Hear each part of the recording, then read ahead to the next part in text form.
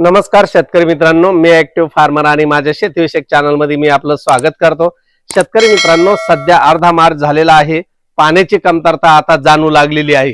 ज्यांच्याकडे कमी पाणी आहे त्यांना कमी पाण्यामध्ये जास्त उत्पादन कसं घेता येईल आणि उन्हाळ्यामध्ये नेमकी कोणती पिके घ्यावीत याविषयी जर तुम्ही गोंधळून गेला असाल तर हा व्हिडिओ तुमच्यासाठी आहे।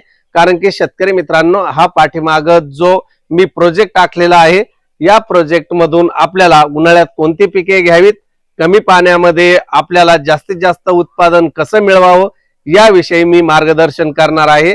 शेतकरी मित्रांनो, असा प्रोजेक्ट आखताना आपल्या जवळ सिंचन व्यवस्था मजबूत असणं गरजेचं आहे। कारण की ज्या क्षेत्रावर आपण हे जे पिकं घेणार आहोत तर तिथपर्यंत आपल्याला पाणी पोहोचवून आधुनिक तंत्रज्ञानाच्या सहाय्याने पाणी व्यवस्थापन करणं गरजेचं आहे। जर पाणी व्यवस्थापनामध्ये आपण विशेष बदल केला तर आपल्याला कोणतंही पीक अधिक उत्पादन घेता येणार आहे।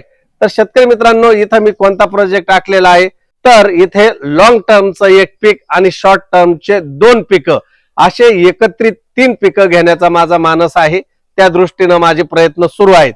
तर मग मी या उन्हाळ्यामध्ये कोणकोणती पिके घेणार आहेत तर शेतकरी मित्रांनो, जे तुम्हाला दीर्घ मुदतीचं मी पीक सांगितलं ते आहे पपई पीक। पपई पीक हे दीर्घ मुदतीचं पीक आहे आणि त्यामध्ये मी आंतरपिकं घेणार आहेत मिरची आणि टरबूज। मिरची हे पीक पपईपेक्षा कमी मुदतीचं आहे आणि त्याही पेक्षा टरबूज हे पीक आणखी कमी मुदतीचं आहे।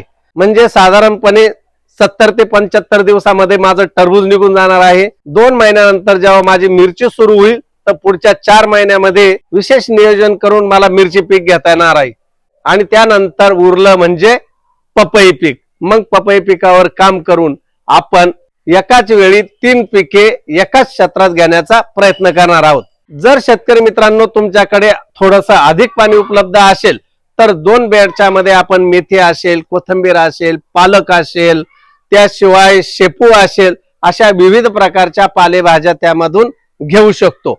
अशा प्रकारे जर आपण नियोजन केलं तर आपल्याला छोट्या क्षेत्रातून कमी पाण्यामध्ये जास्तीत जास्त उत्पादन घेण्यासाठी मदत होणार आहे।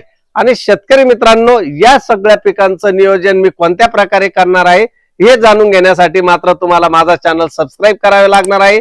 इतर शेतकरी मित्रांना तुम्ही नक्की शेअर करा ज्यांची परिस्थिती मी सांगितल्याप्रमाणे असेल। आणि माझा प्रोजेक्ट आणि व्हिडिओ जर तुम्हाला आवडला असेल तर माझा व्हिडिओ नक्की लाईक करायचा आहे। तर शेतकरी मित्रांनो, चला भेटूया पुन्हा, तोपर्यंत नमस्कार।